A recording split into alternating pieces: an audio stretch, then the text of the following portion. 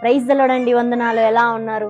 కడుపులోకి వెళ్ళిన విషయము ఆ మనిషి జీవితాన్ని నాశనం చేస్తుంది, కానీ చెవిలోకి వెళ్ళిన చెప్పుడు మాటలు ఎన్నో జీవితాలు నాశనం చేస్తుంది తెలుసా అండి. చెవిలోకి వెళ్ళిన విషయం వినడమే కాకుండా దాన్ని నిజమని నమ్ముతారు. అది నిజమో కాదో అని ఏది తెలుసుకోరు.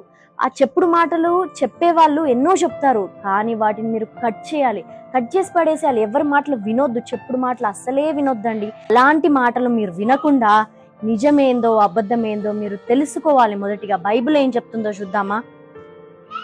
సామెతలు 17 చూడండి.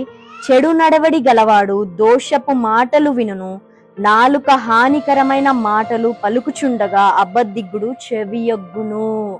నీ మాటలు, నీ చెవులు ఇలాంటి వాటికి ఇవ్వకండి. నీ చెవులు దేవుని వాక్యం వినడానికే ఇవ్వాలి, చెప్పుడు మాటలు వినడానికి ఇవ్వకండి. మీ జీవితాలు నాశనం అయిపోతాయి. ఈరోజు ఒక తీర్మానం తీసుకోండి, ఏ చెప్పుడు మాటలు వినకండి, వాటిని కట్ చేయండి. ఆమేన్.